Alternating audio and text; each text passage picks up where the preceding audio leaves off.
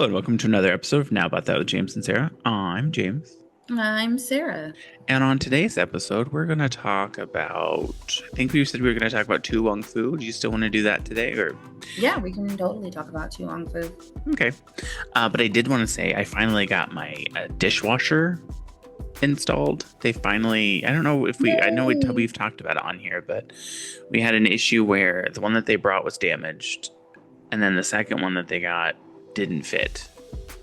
So they had to order a new one. They've got the new one in on Monday, or I think it was Monday. They put it in yesterday.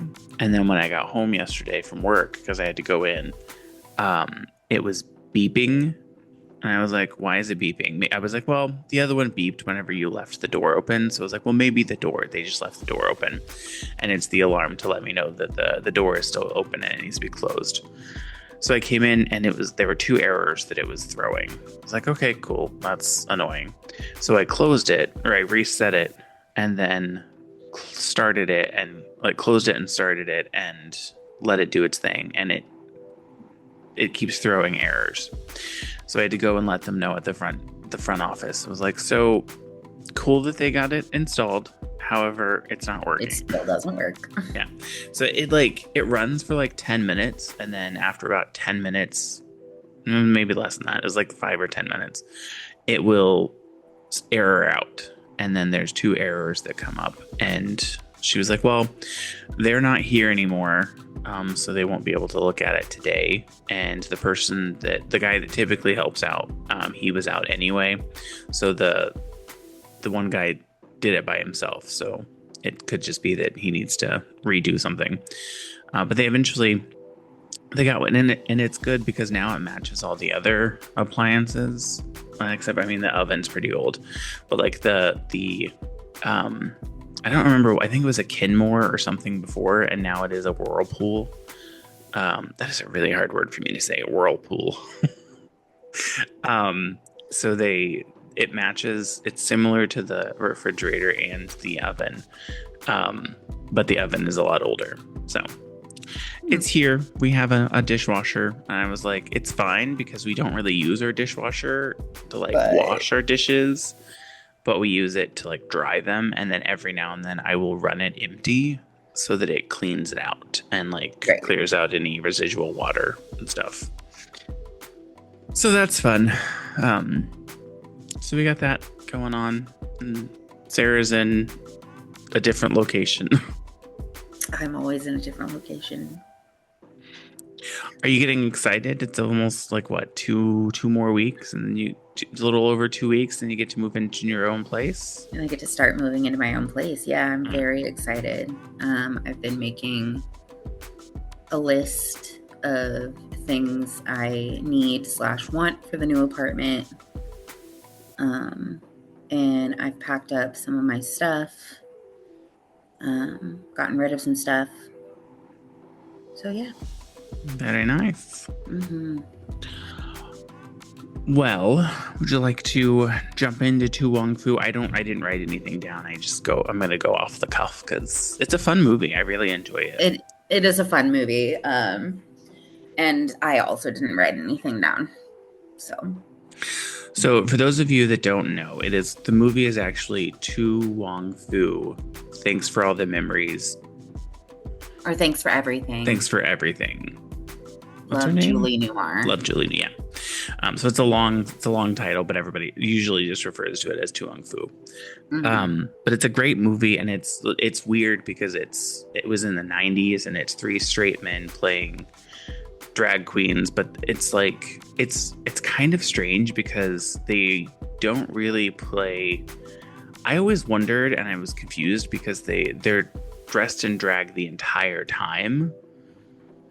Mm-hmm. Except for at the very beginning when they start getting into drag. So it's are they actually drag queens or what? Because to me, if you're living in dressed as a woman, which is what they were, are you technically a drag queen anymore? I think they mention that Vita is more a trans woman than a drag queen. Yeah. And I feel like it's the same type of situation for John Leguizamo's character, whose name I suddenly cannot remember off the top of my head. Chi-Chi, yeah. So there's Noxzema, Chi-Chi, and Vida Boheme. Yeah. So I feel like Vida Boheme and Chi-Chi lean more towards being transgender, being trans women. And I think Noxzema just loves being in drag. Yeah.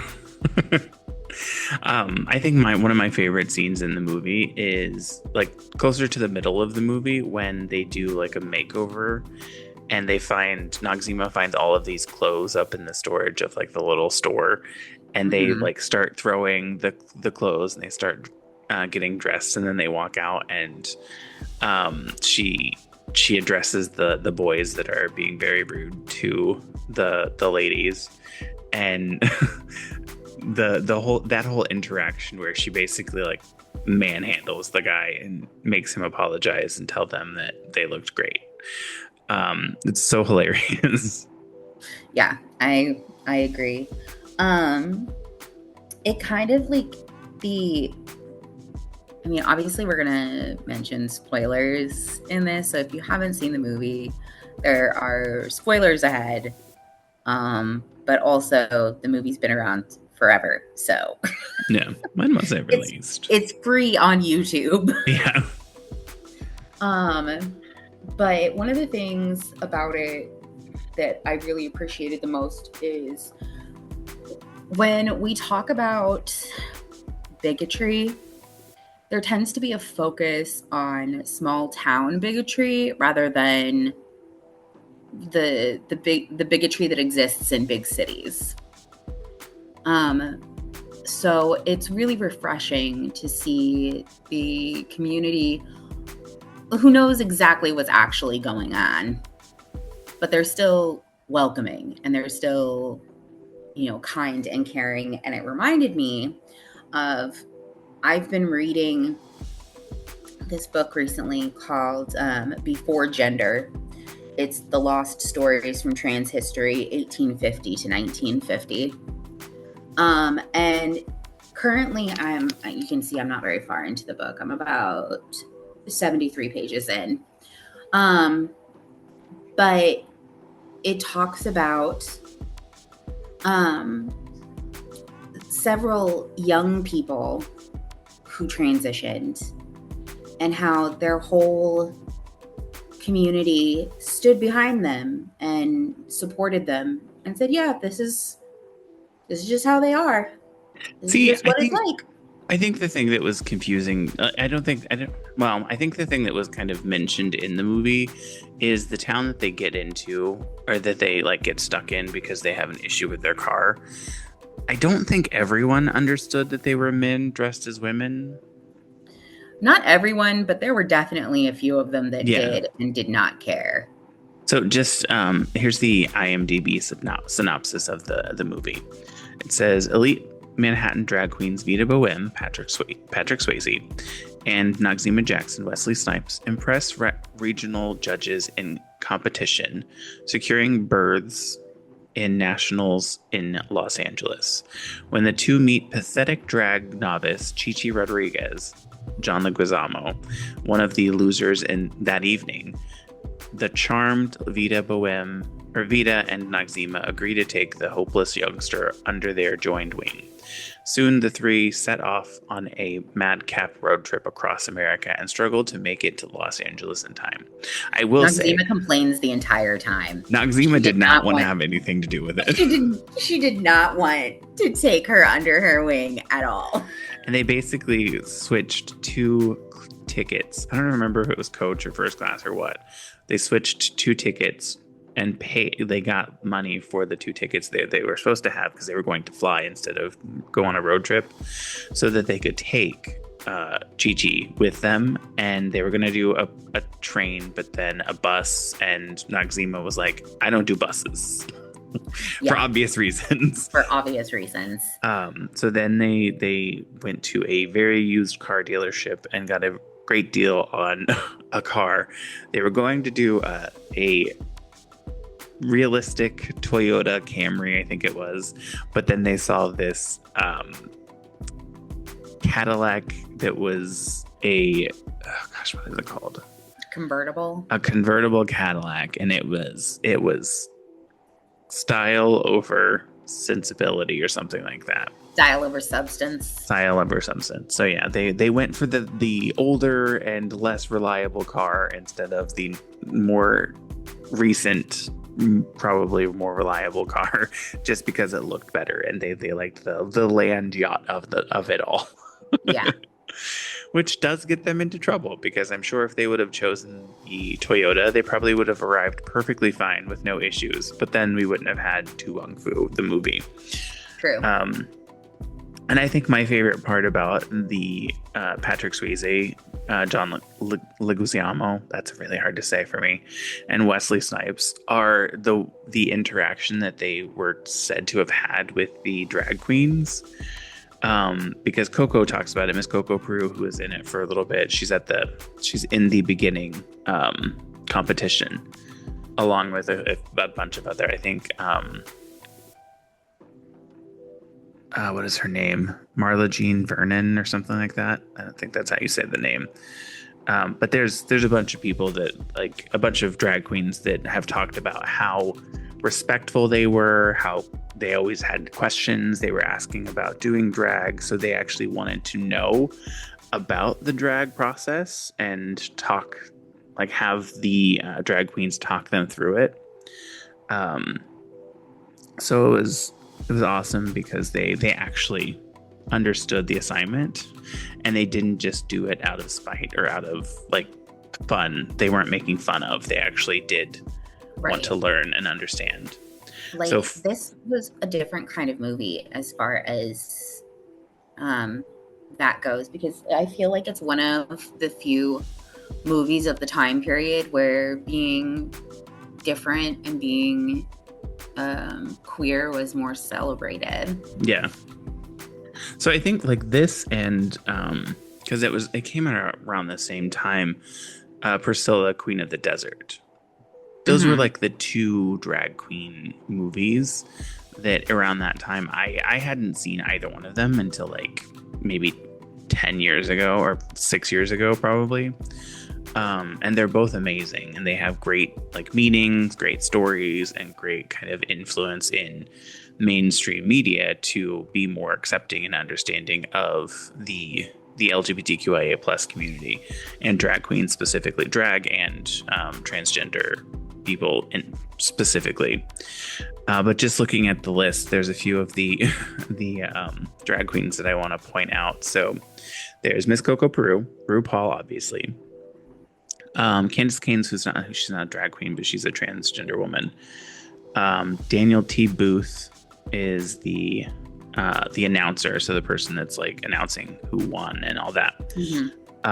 Then there's Lady Katria. I don't know how to say that name. Hedda Lettuce. Suzanne Barge is in it too. She's not a drag queen, but she's a nightlife. She was a New York pageant judge in this. And then Fiona James, or James Palacio, was one of the drag queens. Misunderstood. Lady Bunny was in it. It says she was a contestant, but I don't think she was a contestant. She was in the audience. And Flotilla DeBarge. But she was also a judge. So, but those were the ones that were listed. And then the boy in chains that she says, if it snows tonight, I'll put him around my tires, or something similar to that. He's going on my tires. His name is David Barton. But it's a fun movie. There's a bunch of really great. Stockard Channing is in it. Patrick Swayze, obviously. Wesley Snipes, John Leguizamo. Naomi Campbell is also in it, apparently. She's listed in the credits. So it's a lot of like big names in it as well. Mm-hmm. A lot of big names that helped push for it to get made in the first place. Yeah. Oh, Blythe Danner. Robin Who Williams is in it as well. Is he? Yes, he's the one who changes their tickets for them. Oh, yeah. Yes, you're right. He's not listed on here, so he must not have asked for a credit or something. So Blythe Danner, do you know who her mom is, or who her daughter is? Yes, her daughter is famous for the vagina steamer. Gwyneth Paltrow. Yeah. But it's like, I mean, I like the story about it because it talks about them like being accepted by this small town and really changing and having a big impact on the small town because they have this same like pie event every year, and it just never has a theme. There's nothing that they do with it. It's just like everybody comes in and they have pie, where they like kind of at the end they celebrate and it becomes this big celebration. And then that's where like this whole thing with them along the way, when they were heading to Los Angeles, they had a run-in with a police officer played by Chris Penn, who was trying to molest one of the women, Vida Boheme, after they got pulled over, and he got knocked out. Vida thought she killed him, but she just knocked him out. And then it's like his vengeance to find them and like take them down because he was attacked by them and he was ridiculed and made to look like a fool in front of the other police officers. He was Sheriff Dollard is his name.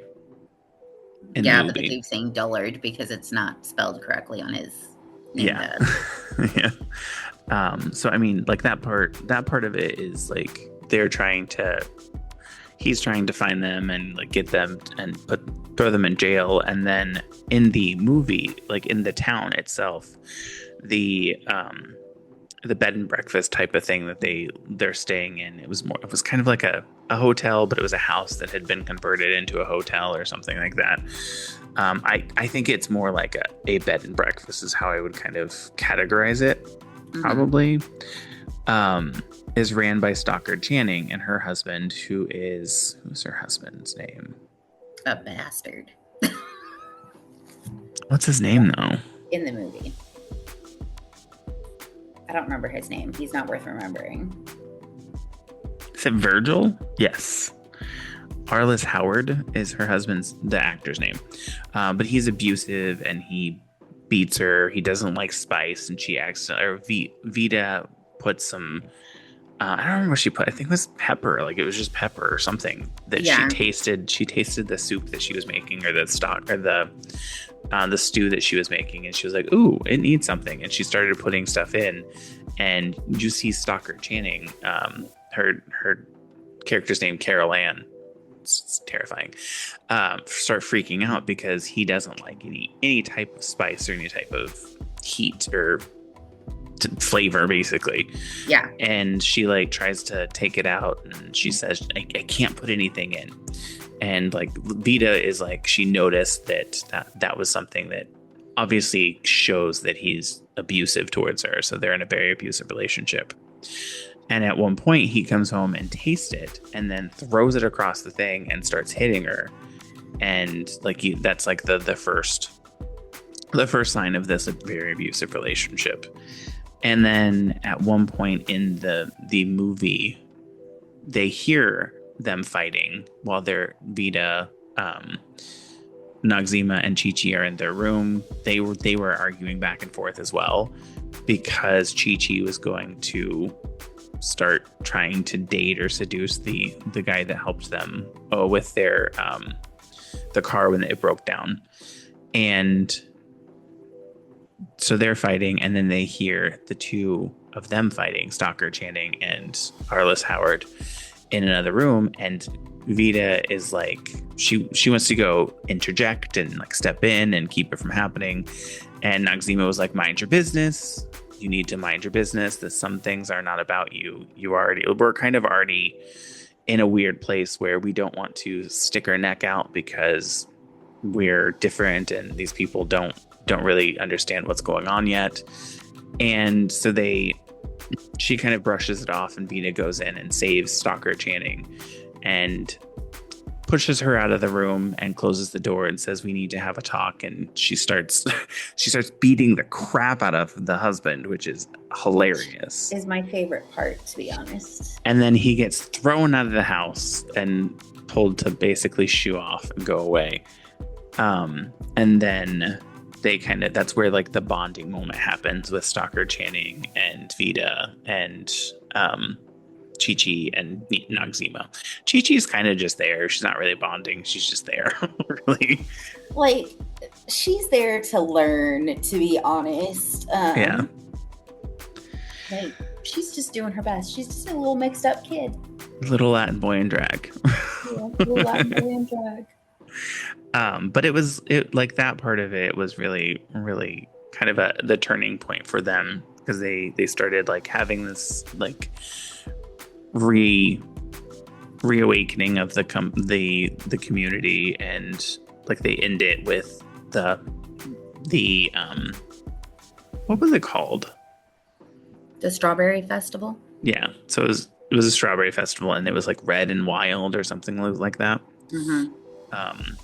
And like it's like this big thing where then the police officer comes and like drives into the town and is trying to arrest Vita, and like the entire town stands up to this sheriff saying, well, I'm a drag queen, you can take me. And so they like stand up to him, run him out of town basically, and then the Vita, Noxzema, and Chi-Chi all come out, and they have a celebration, and they're very like it's very welcoming and warming, and it shows like what the world could be if people weren't stupid and bigots and idiots.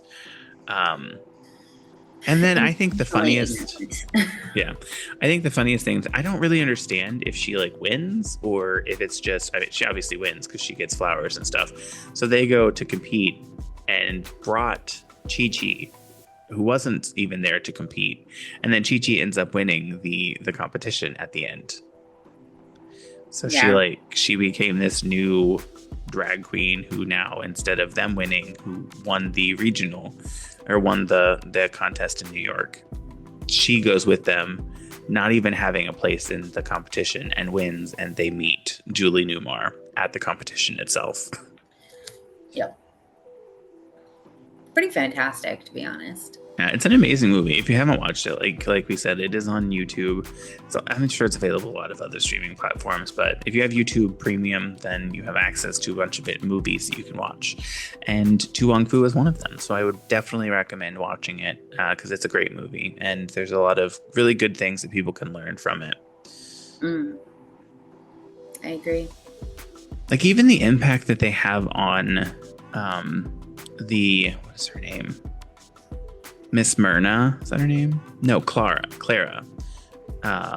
Miss Clara. Yeah, she goes from like not talking at all to like being a very like active and like lively old person. Like she was, they basically were saying, oh, she's a lost case. She's lost her mind since her husband died or left or something. And then she like Noxzema really like taps into something with her because they start talking about movies and old movies and listening to records, and she really like brings Miss Clara out of her shell. It was very nice and touching to see. Yeah, I agree. 10 out of 10. It's a great movie. Yeah, I will say it does have a 6.8 on IMDb. Whoa. IMDb is allowed to be wrong. Yeah. On Rotten Tomatoes, it's a 49%. Rotten Tomatoes is also allowed to be wrong. I think honestly, a lot of the time that Rotten Tomatoes is wrong, like because I've seen movies that are quote unquote highly rated on there that were not very good. Terrible.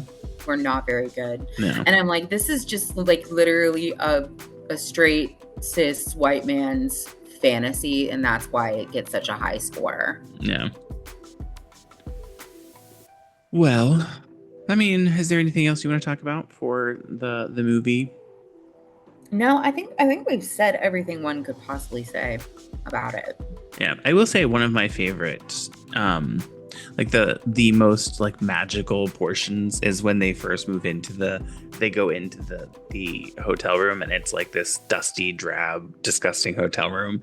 Yes, and they just like remake the whole thing. Yeah, it's this very much like it has essences of Bewitched in it, because they're like just throwing things. One of them wiggles their nose or something like that, and yeah, the shirt or the dress goes pins up onto the wall as like a decoration, and it's a funny scene that is just like out of nowhere because they could. right, exactly, and that's one of the things I love about it. Yeah. Well, how's it going? What are you up to? It's going. Oh, I didn't tell you. I did get feedback from my instructor that I don't have to do anything else for my chapter 1 and chapter 2. She is good with what I have submitted. What? 2 weeks ago, or well, it was earlier last week I submitted it. So I am ready to move on to the next portion of it, which is working on the methodology portion of my research part. So figuring out like what method I'm going to look at to review the content or review the surveys, questionnaires that I'm going to be putting out for videos, including videos in training program. So that's exciting. Mm-hmm. And then it's just, so there's that. And then chapter 4 is after that. And then there's the arguing my dissertation in the end of the middle of the month, the middle of the year next year. There are people upstairs. What? Jesus, that was terrifying. So thankfully I should be good to go for the rest of it. So hopefully the rest of it will go smoother than the first 2 chapters. I think part of the issue was I wasn't really like the instructor that I had for my chapter 1 and chapter 2. He wasn't very interactive or very helpful. Mm-hmm. But then there was also information missing. Like we talked about on here before, where I didn't know that my first chapter had to be like 10 pages long. Like there was a length that it was required, because it wasn't included in any of my homework assignments. And then chapter 2, the literature review, had to be around 25 pages. Mine ended up being 23, but she seemed to be okay with it. And chapter 1 was 8 pages, which she seemed to be okay with that. I've never understood, and I think we've talked about this last week or one of the episodes that we had to remove. I never understand the page requirement, because it's like, if I can argue my point within a certain number of pages and it's less than what you're saying is required, I don't understand why you're requiring a specific page count. Yeah, I don't fully understand that myself. I've never understood that. And I mean, the other thing that I don't understand about school is quizzes and assessments. Like, I understand that that's how you can measure someone understanding, and it removes a little bit of subjectivity in the grading process. But like, to me, you're not measuring understanding, you're measuring how well someone can memorize the content. Because you're not asking questions or having them explain their understanding typically within a quiz, because it's usually, most of the time, it is multiple choice. So it's like you can sometimes guess the correct answer. And having a project or something that you present or something that you explain the content that you were learning or you were taught during that session or that term, to me is a much more impactful and effective way to show that you understood. I get that. So I always have that issue with the quizzes in school. It's fair. I'm almost at the end of the first half of my semester. I feel like this is Um, your semesters are taking forever. I mean, I don't know. Um, I'm taking 4 classes this semester though, so 2 at the beginning, 2 at the end. Oh, okay. So So you're almost done with 2 of your classes, getting ready to move on to another 2. yeah, but I'm having a lot of feelings about it. But anyway, I really don't like the quote unquote PACE course. Yeah. There's a lot of but I also am like learning I don't really like this English class either, Yeah. because in some of the required readings, it's literally just copied and pasted from Wikipedia. The I'm like, school is accredited, right? I mean, I would assume that they'd have to be accredited for me to be able to get student loans for them, Yeah, I because guess they're that's listed true. in the US federal as an eligible school. Speaking of, I need to fill out my FAFSA for 2026. Oh yeah, I got to do that too. But it's just like I don't know. The English class, she doesn't want us using any outside sources. She just wants us to use the readings she provides. But I feel like if I was able to use outside resources, that I would be doing a better job of getting my point across, you know? Yeah. I don't feel like I'm able to properly articulate the points I'm trying to get across with the information that I have in front of me. Yeah. Are you having a conversation with your like student advisor any at all? I've been trying to get a hold of somebody, but either I keep missing the phone calls from them or they never respond to the emails. Yeah. That's really frustrating. It is really frustrating. I mean, I would even like call and just ask to talk to any student advisor and just like provide them with like the feedback and the struggles that you're having, because it's their job to make sure that you're successful in your learning. Right. Like obviously they can only do so much, but it's like Right. But like, I've been trying to get a hold of the professor for the PACE course, and she never responds to emails. that doesn't seem like they should allow her to have her job still then. Right. That's what I'm feeling. So I was given the opportunity to provide feedback. So I just kind of went off because I was like, these are the things that like I find really disruptive to my learning. I find really like making this a much bigger struggle than it has to be. Yeah. Have you thought about looking into a different school? I have, but I'm just like, I feel like I'm stuck. Yeah. I mean, I would say probably until the end of this term. Like you might start looking at, I mean, I would even say, I don't know. I don't know what like program Purdue Global has around what you're wanting to do. But for me, the bachelor's degree was the one that was hard because it had a lot of the content that was like general learning that I hate doing. That wasn't very much about like my actual degree itself. Right. But I still ended up being able to get access to my instructor, access to my student advisor, and then my master's degree was very much like it was I don't want to say it was easy, but it was not as difficult as my bachelor's degree because it was content that I already knew a lot about and I was already learning. And stuff you were already interested in. Yeah, and I was interested in it. So it made it easier for me to learn. My doctorate has been until the end, the dissertation portion. It was smooth sailing the entire time.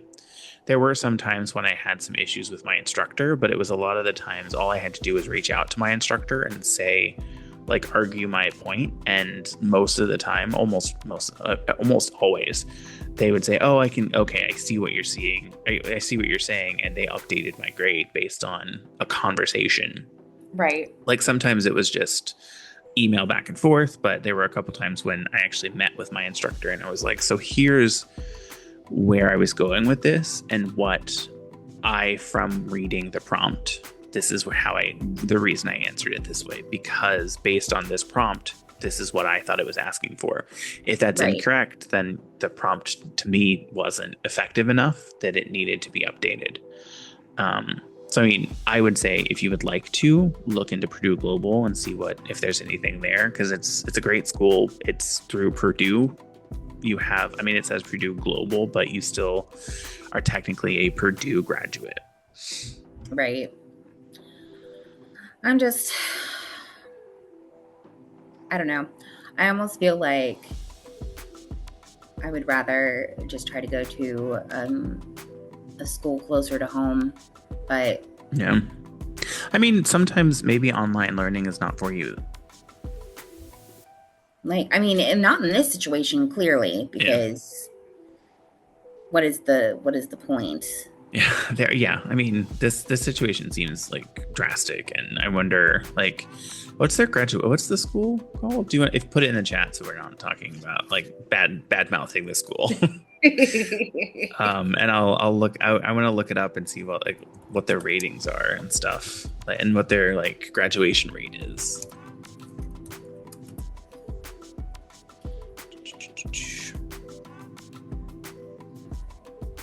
I mean, just based on the name, it looks like it is it's 100% online, so that makes sense. Mm-hmm.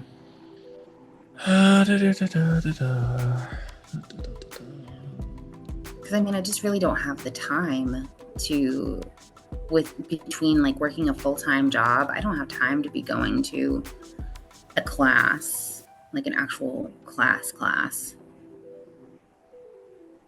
Like I have to feed myself. I have to pay my bills. I don't know. It doesn't help that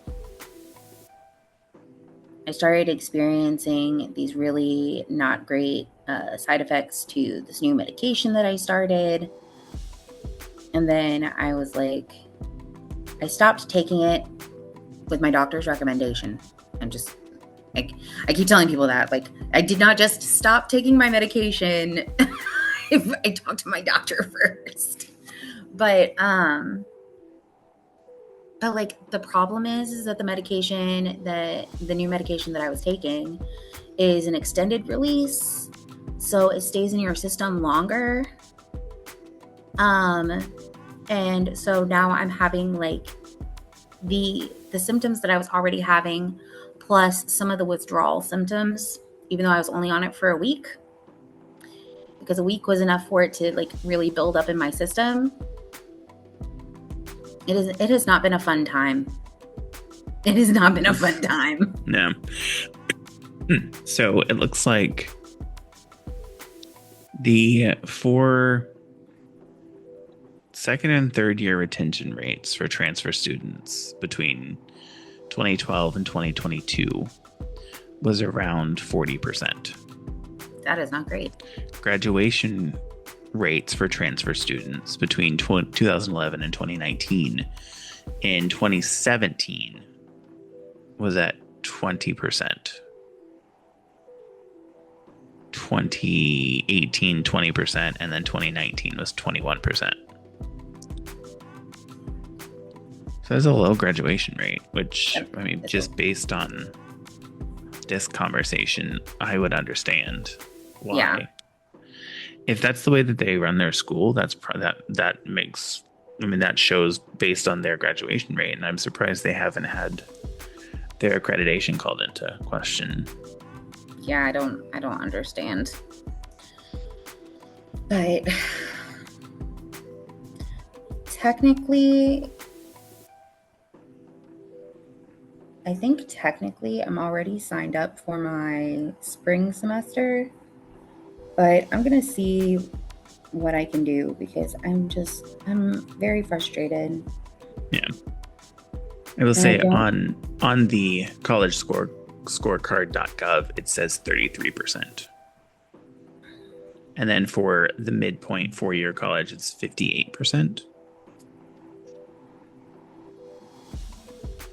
Yikes. I don't know.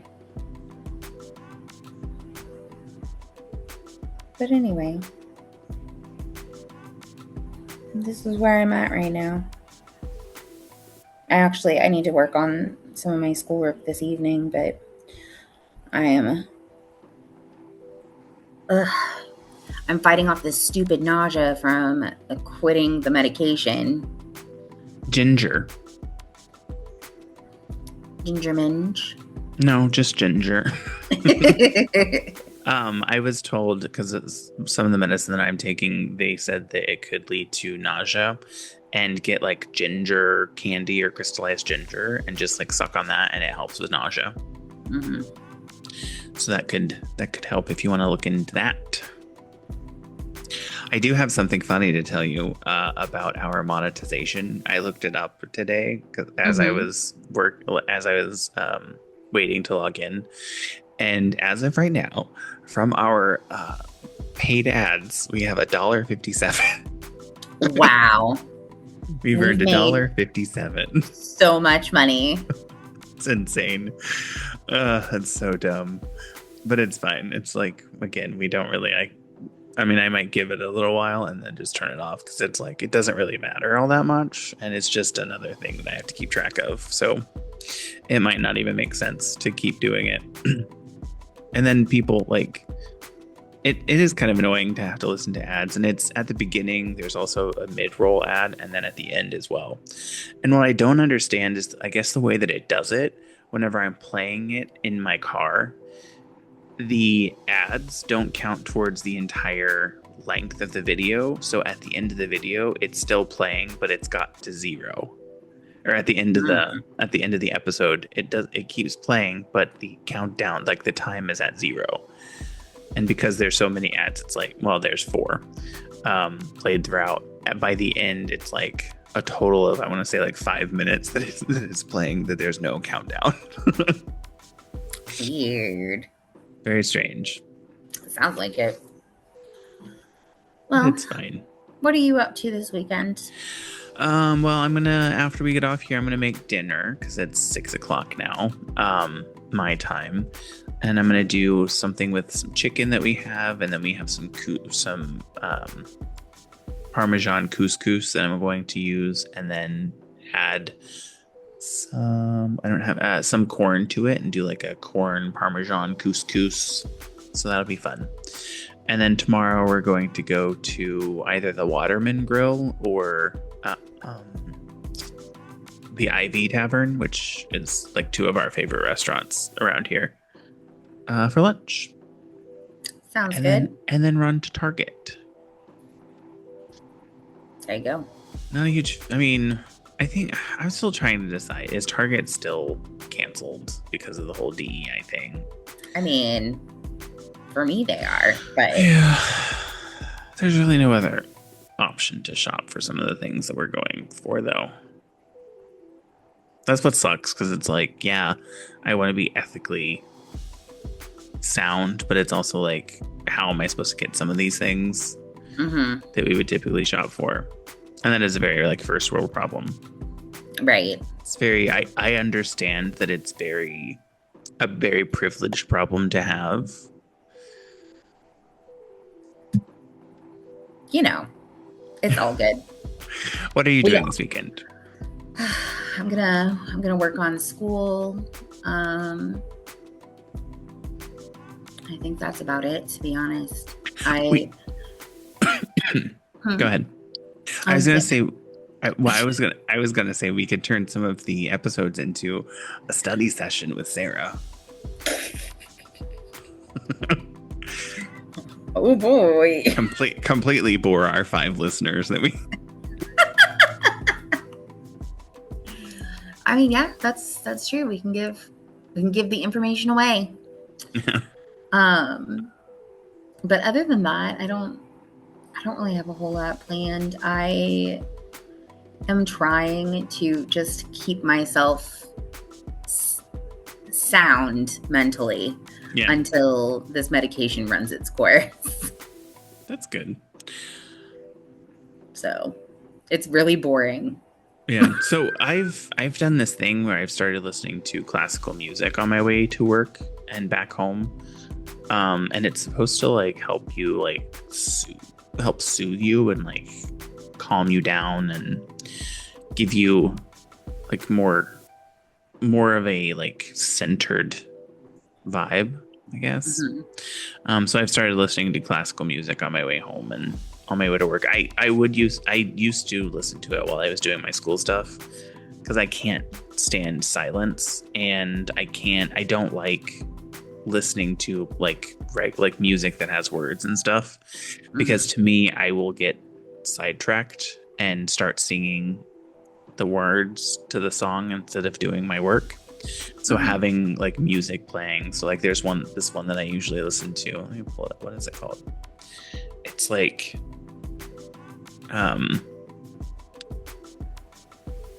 mellow cello. So it's like cello or stringed instruments usually. There's classical focus and classical for reading.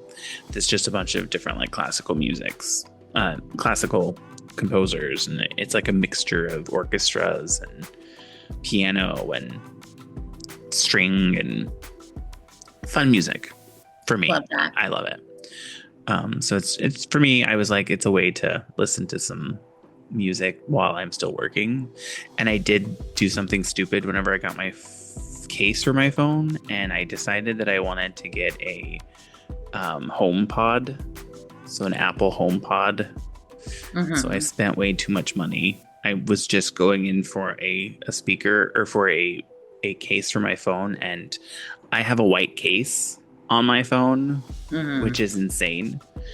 But I was standing at the checkout waiting, and I was like, ooh, there's a HomePod over there. I've been thinking about getting one, and I kind of want one. So I walked over and grabbed it, and I was like, shit, I shouldn't have done that.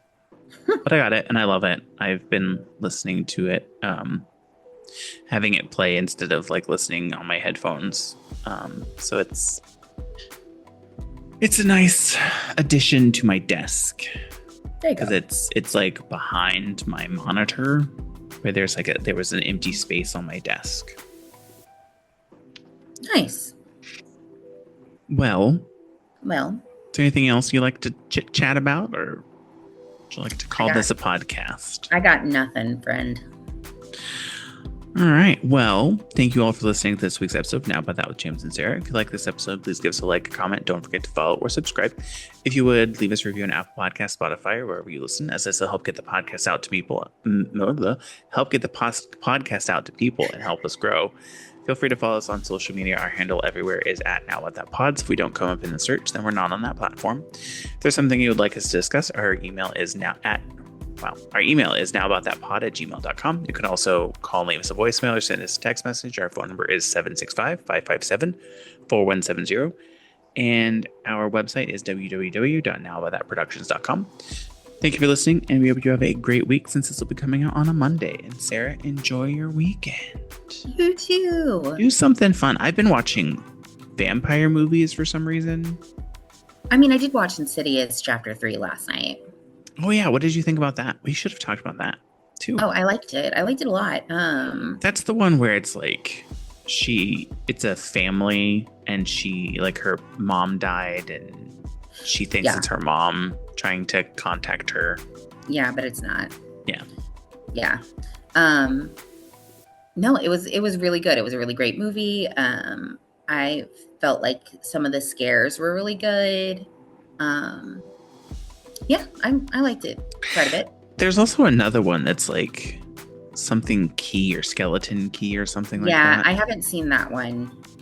It came, so it's like the number 4. So it would be after that one, the one that you just watched. Yeah. Up till this point, I had only seen the first 2 Insidiouses. So it's a fun movie. I don't like the 4th one as much as I liked the other 2. And the 3rd one was okay. I preferred the second one. to me. I can see that. I liked the second one the more. But they I were all could see. fine. Yeah. And then there's the Red Door too. So there's 5. I haven't seen that either. Didn't they just come out with a new one too? Hold on. I think the Red Door was the last one that I can remember. Insidious film franchise. I want to say it's the Red Door was the last one. That was 2023, 2024. Okay, so there's Insidious, Insidious 2, Insidious Chapter 3, Insidious The Last Key, Insidious The Red Door. But I thought that there was a new one that just came out. There might be one coming out. I could be wrong.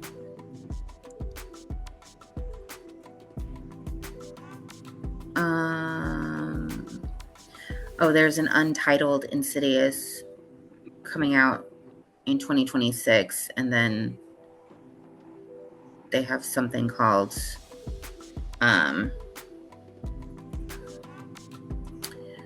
Thread, an Insidious Tale. Insidious The Further You Fear was a 2025 canceled live show which was set to tour in 80 cities based on the franchise. Okay, maybe that's what I was thinking of. Maybe. I don't know. There's so many of these movies that I get it mixed up with. I kind of get it mixed up with The Conjuring because the dad in the first 2 is also in The Conjuring. Ed Warren, yeah. Yeah. And then I also get it mixed up with what is the other movie? Starts with an S. Sinister, yeah. I mean, I know they're like nothing alike, although it has this, like it's all about a demon. Like they all have demons included. But they all they all came out first around the same time for the first iterations of them, and they've had so many different iterations. Although Sinister's only had 2, I think. But I get them mixed up sometimes. Oh, we've already done our outro, so and we're just chatting still. So we're still here. All right. Well, we'll call it a day. So have a good one, everybody, and enjoy your week. Sarah, enjoy the rest of your weekend. Yep, you too. Bye, everybody.